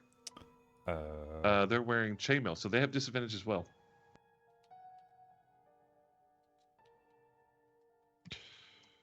Uh, 2d20, keep lowest, right? So I see a 3. That's good enough. I was gonna say, So- I don't think that rolled properly because there's no actual rolling because I was guessing at the syntax. So that's Is that 3 a d20, or is that just like I typed a 3 and it showed up up? to 3 and it I showed think up. it just Okay. echoed 3. Yeah. Gotcha. There's So- one. A 10, okay. Two. 6 for a jar. We got a 2. All right. So again, you're not trying to be stealthy, but you're wearing loud armor. You're walking into a room whose acoustics are like the Acropolis. Tarathiel, you hear them coming in to the hallway behind you. Just Like the Wincing metal armor, slightly. like sounds like they're like tiptoeing through pots and pans.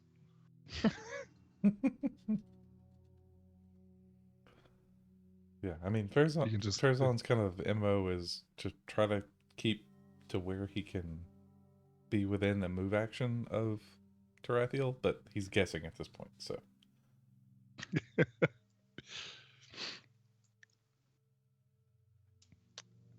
I'm just So gonna keep Tarathiel coming moving up.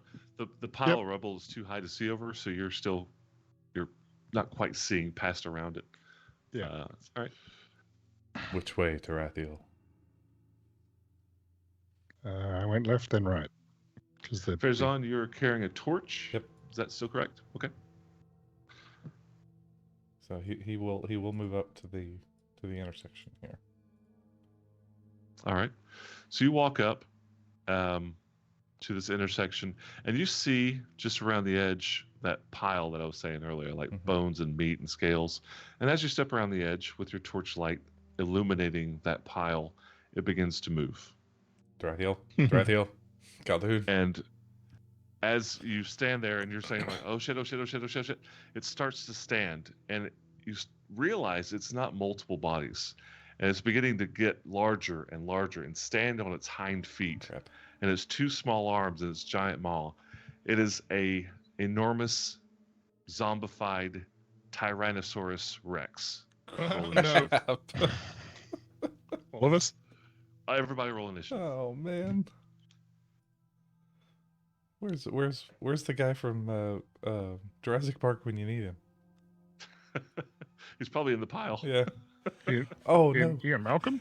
No. That is it. Which wasn't there one of the ones Oh, where Muldoon. there's a pile of refuse or whatever, and the guy's phone is in it.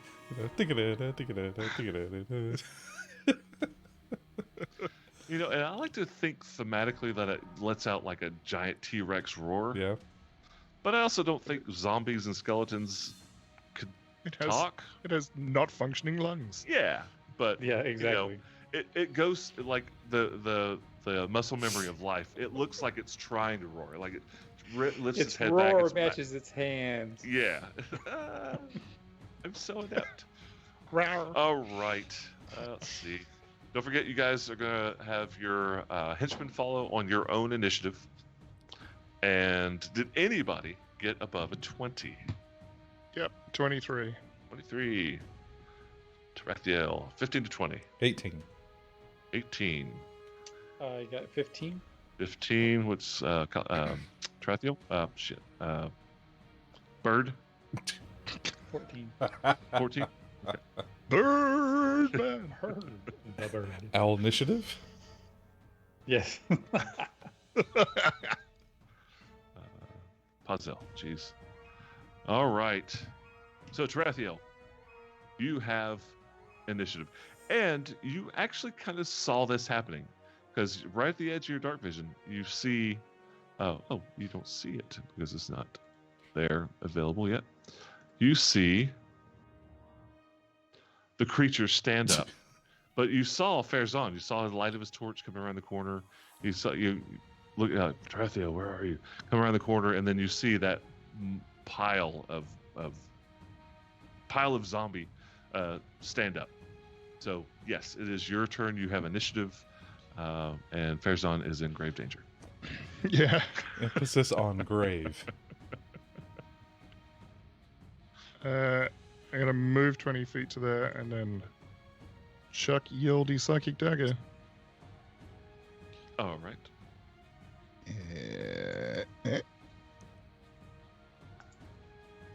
It's a 23 to hit. That's a hit. To do 6 psychic damage.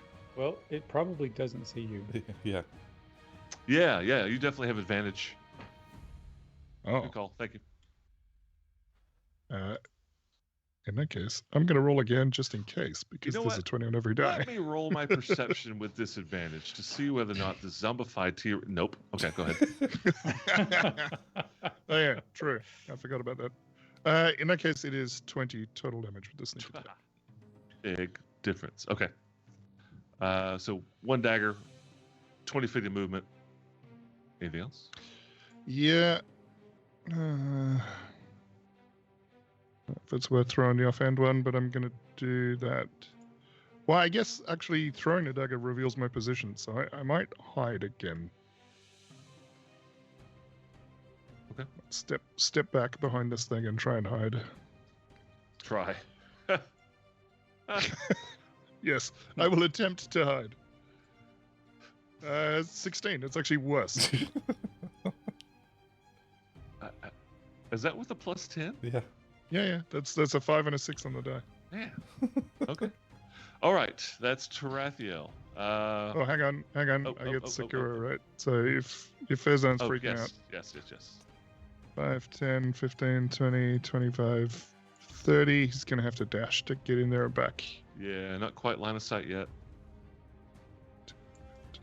20. Now you can see him. Yeah. I guess if he can see it from there, I'll just stop him there. Yeah, he'll have a little bit of cover because of Farazan shooting through Yeah. Farazan. Well, you can't. You can't shoot. It'll take a Oh, dash it's a to get there. dash. So Gotcha. Okay. it's two actions to get there. Well, action and a move. Farazan. Farazan says, "Why the hell did I come in here?" So he will step forward and it's like, "Well, this is awful." He takes a step forward and begins with the steak. And I don't know, is there a roll to determine, like insight or I don't know, even an attack roll that he could roll to say, would it even be possible to trip this thing? It's a strength It saving is throw. possible. It's a strength thing, and you believe this thing is probably incredibly strong, Yeah. but not impossible. I mean, you're strong too, but this is a T-Rex, Okay. so Yeah.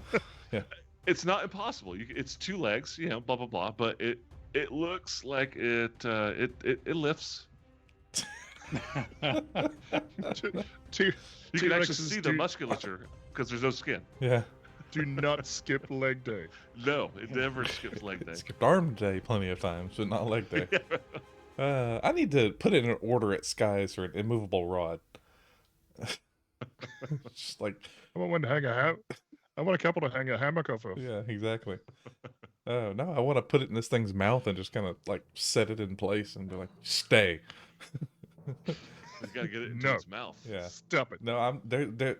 Farazan's definitely going to be in its mouth at some point. I mean, that's just the way it works. But anyway, he is. Funny you should say that. Yeah, coward. I was thinking the exact same thing. I've got a big head and little arms. He's going to strike at it with his long staff.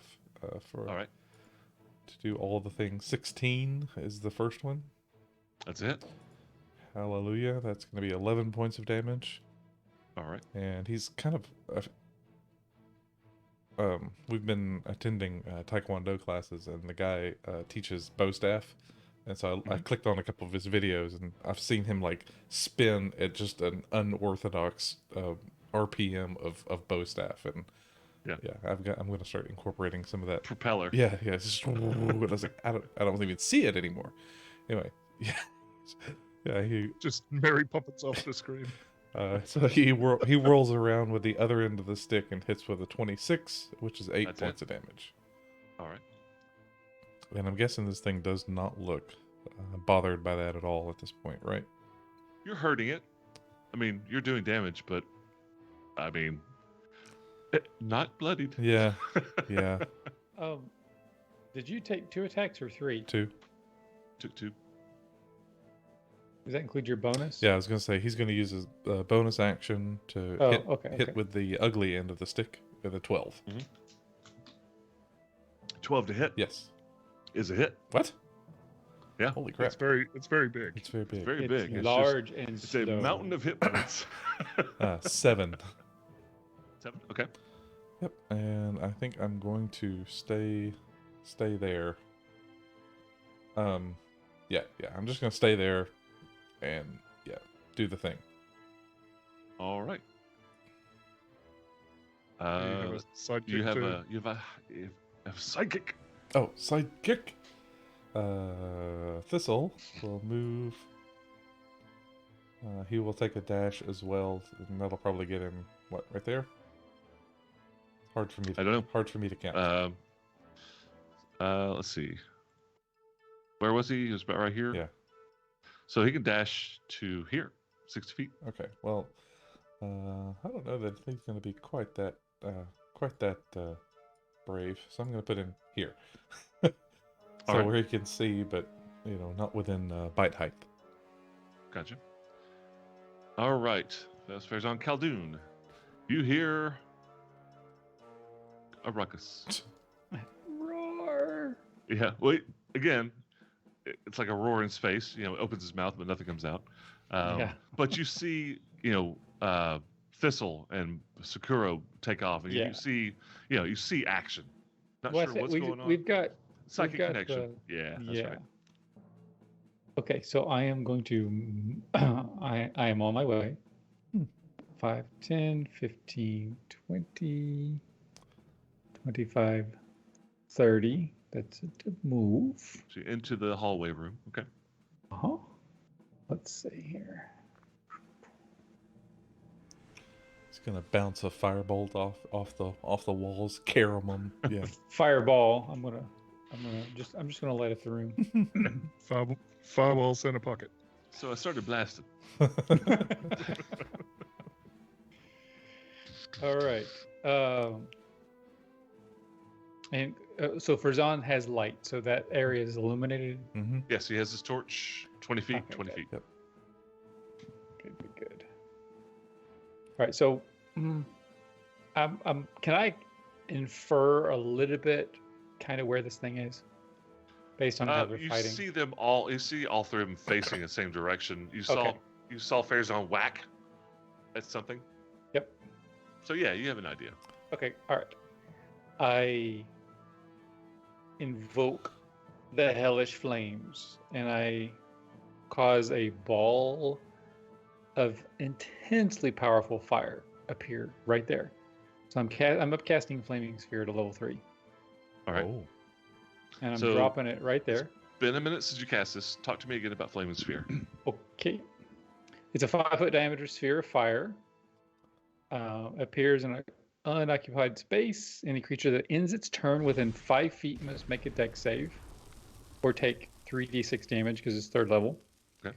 As a bonus action, I can roll the sphere and sumo it against somebody, and they have to take a dex save as well. All right. So I'm dropping the sphere right there, and then I'm going to roll it diagonally onto the thingamabob. Can So you if you have control it- that? Just a second. No. Let me fix that. So I'm going to let you be able to handle it. Okay. How about now? Yes, I can. All All right. right. So I drop it right there with the casting. So it's got like a 5-foot radius of damage. Is that right? Yes. Right. So it occupies a space like a creature. And then yes, there you go. Okay. And so I'm So- going to go ahead. So I wasn't paying full attention. So anything that ends its turn in that radius takes the damage. Yes. Ends its turn. Ends its turn within. Yes, that's right. And I can use a bonus action, which I'm getting ready to do, to roll it into a creature to cause it to save as well. All right. And How that's far can it roll around? 20 feet? Something like that? 30 feet. 30 feet. All right. Go for it.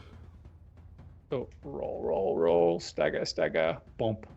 Yeah, it can roll 30 feet or to the nearest T-Rex zombie, whichever is furthest. Yep. It's odd that it says that in the book, but So it won't take damage till it ends its turn, correct? My bonus action, I can ram the sphere into it, which also causes it to do it. Deck save. Gotcha. Probably gonna fail. Yeah, failed. If there's one thing giant zombie T-Rexes are known for, it's their dexterity. Nimbly. So it takes 9 points of fire. Nice. 9 points of fire. Gotcha.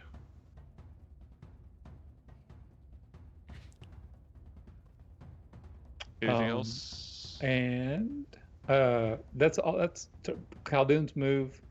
Ajar is going to. He's going to move up and around in Tarathiel's direction. So Can you control him? I can. Yep. Okay. Let's see here. So that is.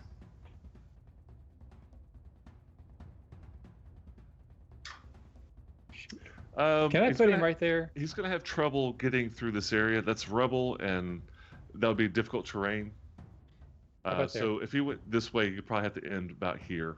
All right, with cool. his dash. That's where I'll put him. Okay. Yeah, he's going to dash. All right. Zoom. So that's Right there. Khaldoon. That is Ajar. The zombie looks down, not so far. Well, yeah, very far down. This thing's a towering, enormous creature. 30 feet tall. Looks down at Farazan and just whips around with its tail to smash him. It's not very nice. To start out its multi attack. Does it fire the flaming sphere like a pinball across the room? Yes. It's Ding, golfing. ding, ding, ding, ding, ding. Yeah. Tilt. Jeez.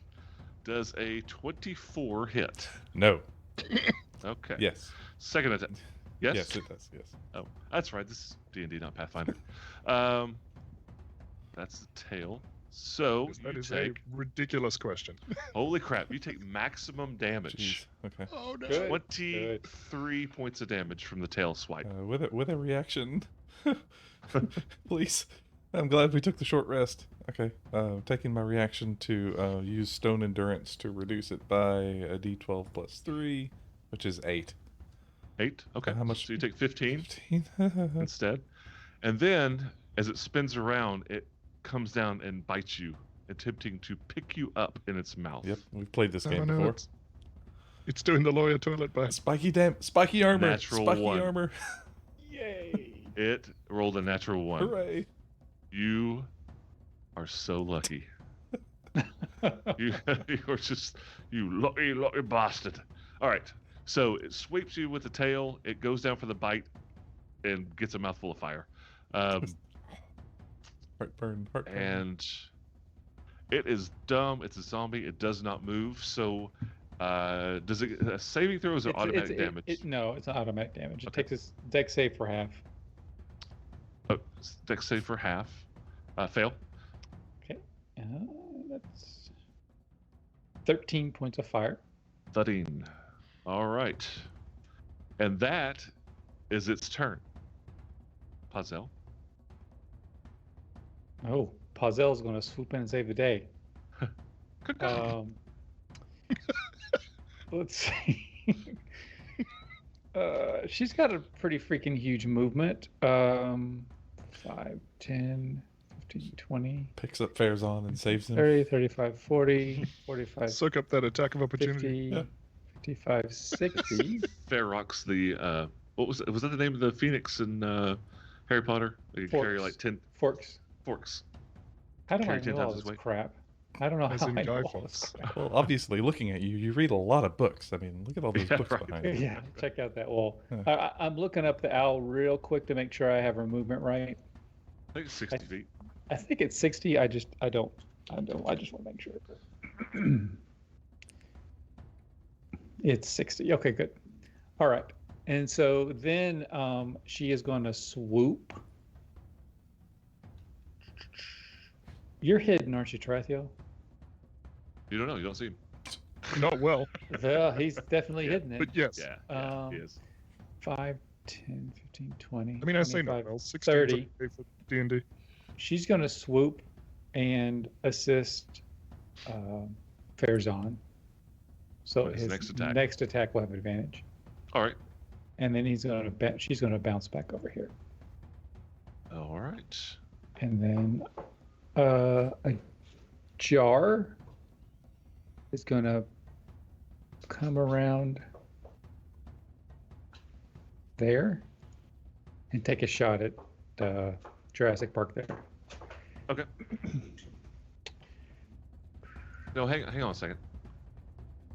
No, a jar went on your turn. It is my turn, right? It's Pazel's Oh no, turn. it's Pazel's turn. Yeah. Sorry. It's okay. Just trying to win. I understand. Okay, Anything else? yeah, Pazel? I'm done. All right. Done. Pazel's done. Top of round 2, Tarathiel. It is your turn. Do you want to make that perception check with disadvantage to see if he can see me at 16? A disadvantage. It's Mhm. well lit. No. You could, Okay. yeah, you can make a perception. No. You, the dinosaur. Oh, I'm sorry. I thought you were trying to I- determine I if it hit- could see you. No. I Yes. understand. I I understand. want to know if it can see me. Nope. Good news. That's an 18 to hit. For That's a a hit. total of 19 damage. 19 5 psychic, damage. 14 sneak attack, which is gross. That's some solid rolls on your sneak attack damage, sir. Yeah, not doing great on the attacks though. I want that 20. You know, the best things they did was get rid of like immunities to crits and immunities to all this crap for undead Mm-hmm. in this edition. I hated that. Like nullified rogues in Yeah. previous editions. They just For a littered them up with majority. hit points. Yeah. All right. First attack, sneak attack, successful attack. Yep, I'm hiding again. All right. Hiding in the 28. shadows. That's more like it. There we go. That's a bamf. Yeah. Trethiel steps back into the shadows. Bonus attack. You Can't didn't do see because you hit. anything. All right. So then Sakura will take a shot. All right. 12 plus 12. whatever the bonus is. Got a little bit. It still hits. Yep.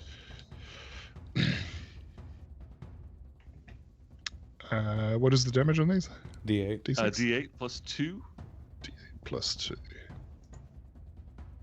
3 damage. 3. Yes. All right. Like that.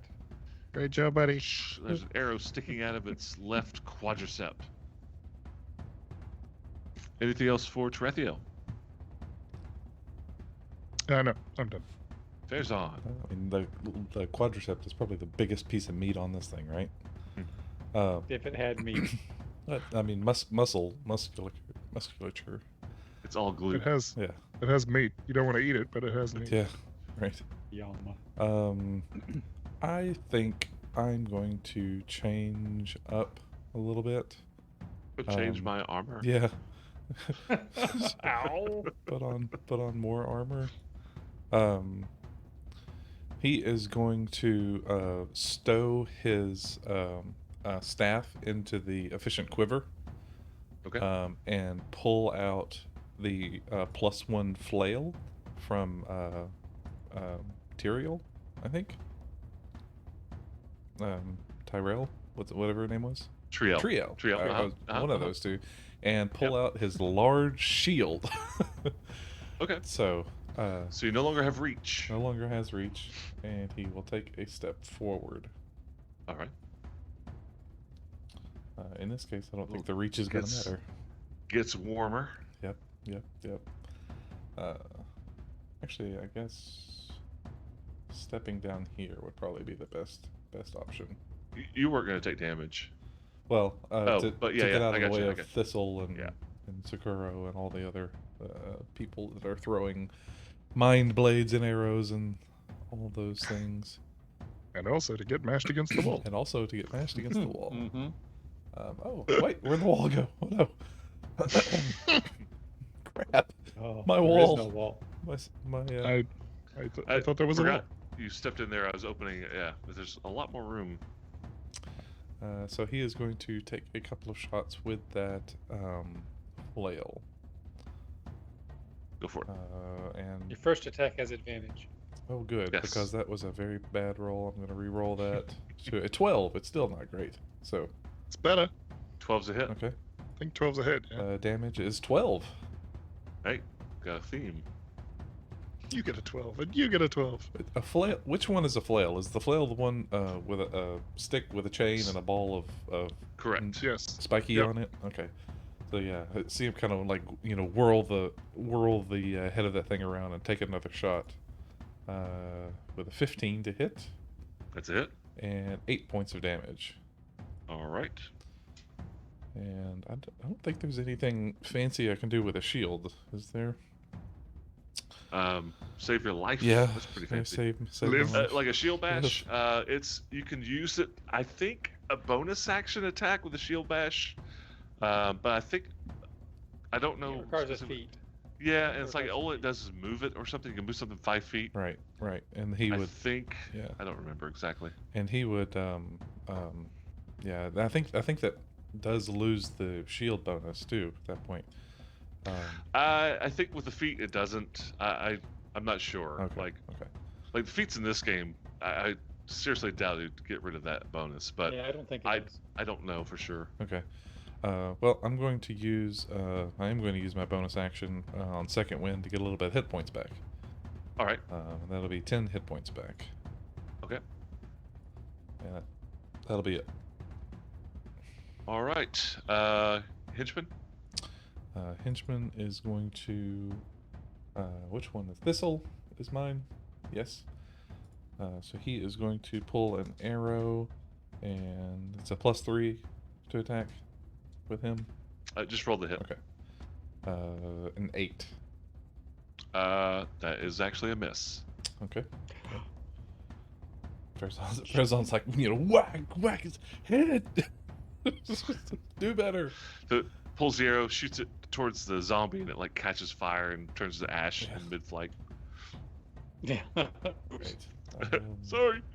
Farazan, everything. That's it. Yep. Yeah, I think Thistle's just gonna stay where he is because he's kind of got cover, and he's not gonna come. He doesn't want to come forward at all. So yeah. Khaldun, it's your turn. Alrighty. Let's see. I'm going to move a little further.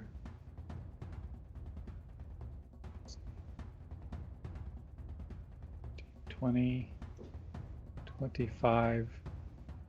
From this point, can I see hit the thing No. here? It's just one more. And then you just barely like see the edge of it. Honestly, like line of sight, because it's moving around, you can see it every once in a while, but you don't have target. Like you'd have to be on line with Sekiro and Thistle. Okay. Okay, in that case, I'm going to dash. Okay. So this was 30. 5, 10, 15, 20, 25, 30. Am I blocking Tarathiel? No. Okay. It'll go right. And then through. I'm going to, yeah, it's a psychic dagger. So Right. he's like, it vaporizes, goes through me, and appears on the other side. That'd be actually pretty cool. Not yet. And then I'll use my bonus action to engage Flaming Doom. Smack it. Yes, Does it get a saving throw every time? it does. Yeah, every time. Okay. It's a dex. Fail. Nice. Yeah. This thing ain't got great dex. 9 points of fire damage. Nice. 9 points of fire. It sizzles. It smells like hot death. It's gross. Good. We're cooking that meat. Hmm. And then a jar. So jar isn't aware of Tarathiel, I'm thinking, because Tarathiel is like on a different plane of existence. Right. 5, 10, Ugh. You can make a 15, perception check for me, 20. and he has to get a 16, but disadvantage. 25, 30. He's gonna.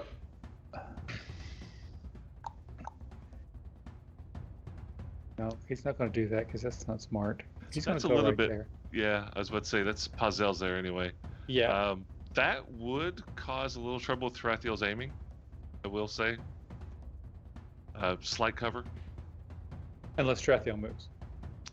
Well, I mean, Ajar is right in the middle of a narrow passageway. It's 5 feet wide. He's standing there, so anything targeting through there is going to have a little bit of cover, both ways. But yeah, Ajar is somewhat obscuring the attack. Taratho, do you have a sharpshooter? No, I do not. Yeah. It it'll- would- it'll- I have, Does it work? I have elven accuracy. What is that? Gosh, you got giga advantage.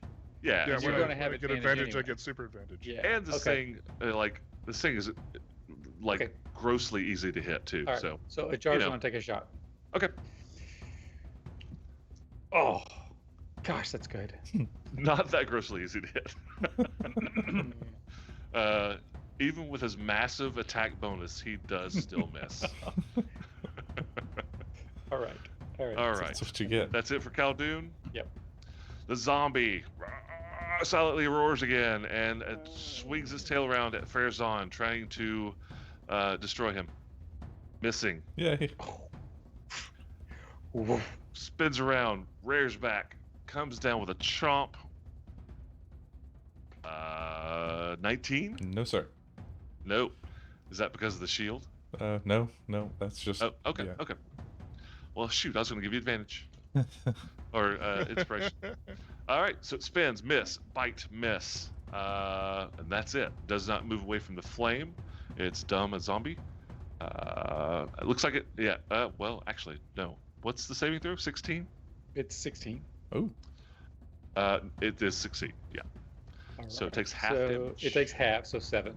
All right.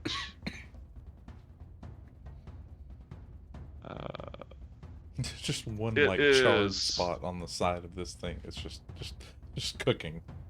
Yeah, its left leg is eventually just going to kind of.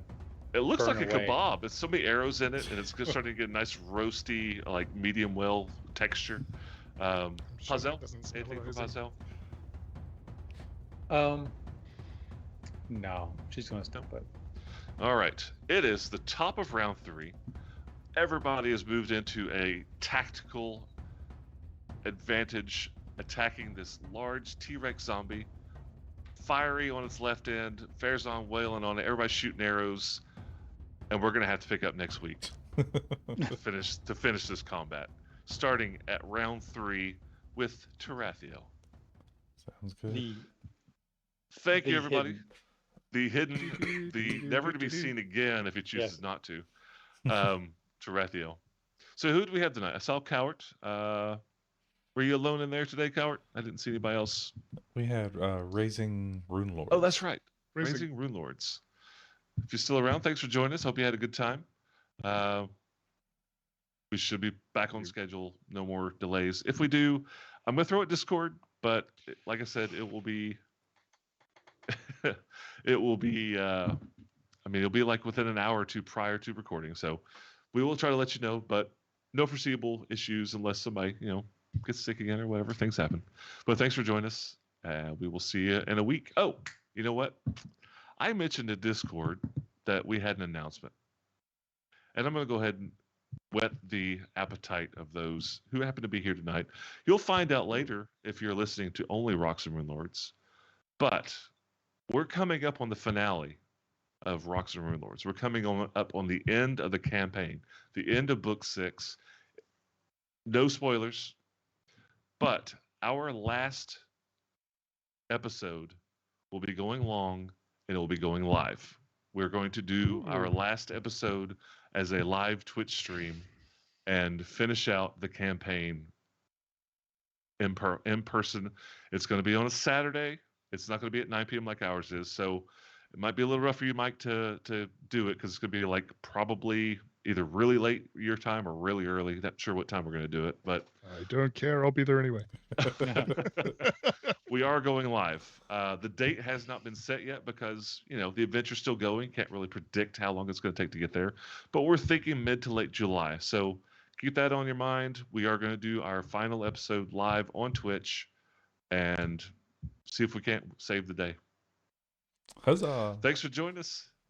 And we'll see you next week, 9 p.m. Eastern Standard Daylight Savings Time. Thanks for coming by, guys. Bye, y'all. Right.